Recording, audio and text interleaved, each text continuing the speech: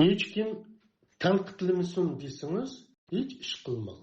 Buni dini uchun, xalqi uchun, vatani uchun ish qilgan va bu yo'lda kuchining boricha tirishchanlik ko'rsatgan, ondan nahaq tanqidlarga uchragan har qanday odam tushunadi. Lekin ular to'xtab qolmaydi. Tanqidchilarning, hasadxo'rlarning ularni to'xtatishga urinishdan iborat orzusini ishga oshirib bermaslik uchun burunqidan bakrak tirishidi. Chunki ularmu biladiki, insoniyatning baxт saodati uchun bosh qotirgan va yaxshi ishlarni qilgan kishilarning hech biri tanqidchilar bilan hasadxo'rlarning zaharli iflos tilidan saqlanib qolmagan. Hatto kamchiliklardan butunlay pok payg'ambarlarmu shundoq bo'lgan. Tanqidlash va ayiblash degan to'limi o'ng'ay. Buni har kim qila oladi. Ammo natija yoritish nihoyatda qiyin. Uni har kim qila olmaydi. Biror kitobni yoki biror ilmiy maqolani tanqidlash nihoyatda o'ng'ay. Buning uchun 5 minutmi vaqt ketmaydi. Ammo biror kitobni vujudga chiqarish uchun yillar ketadi. Ba'zida 5 yil, ba'zida 10 yoki 20 yil ketadi. Ba'zida biror ilmiy maqolani yezish uchun oylar ketadi.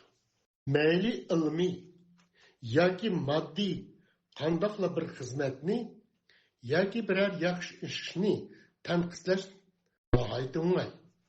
Ammo uningdan yaxshirog'ini vujudga chiqarish o'ng'ay emas. Bu yerda mundaq bir savol tug'iladi.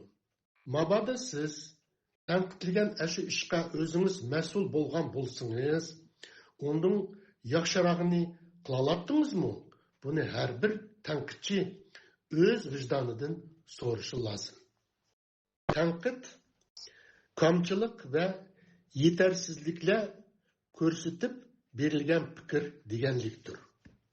Tanqid hayotimizdagi ko'plagan sohalarni o'z ichiga oladigan bo'lib, ilmiy yoki adabiy asar, she'r, nutq, siyosat, san'at, diniy masala, ko'z qarash qatorliq nurg'un sohalarda bo'ladi.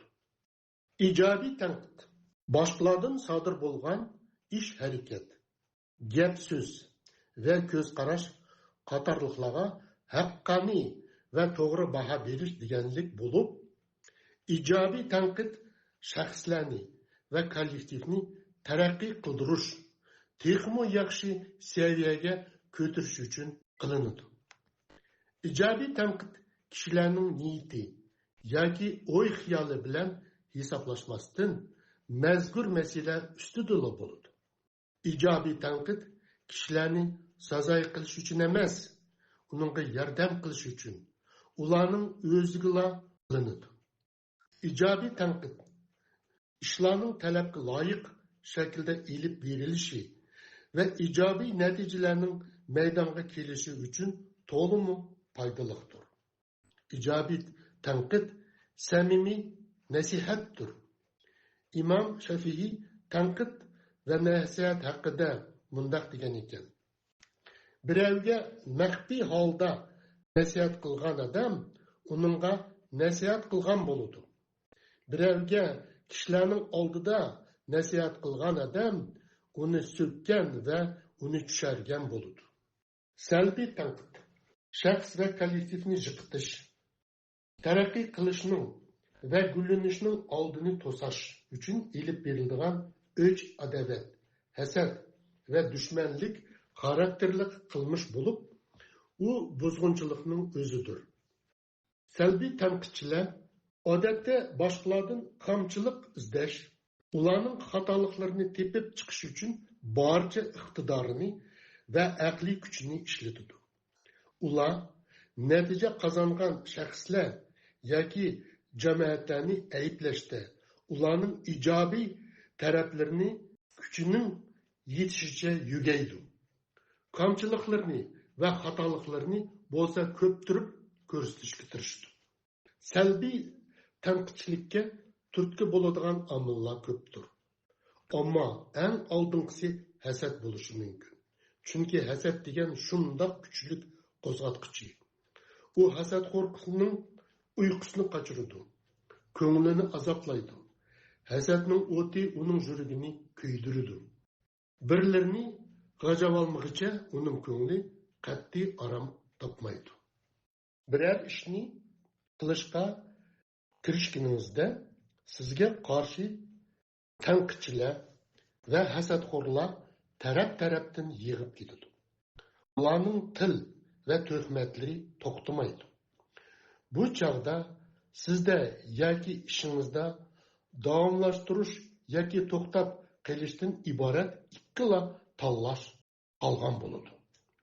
Agar siz ikkinchisini tanlab to'xtab qolmoqchi bo'lsangiz, sizga tuvandikilarni tavsiya qilaman. Birinchi, hech xatolashmang va hemisham to'g'risini qiling.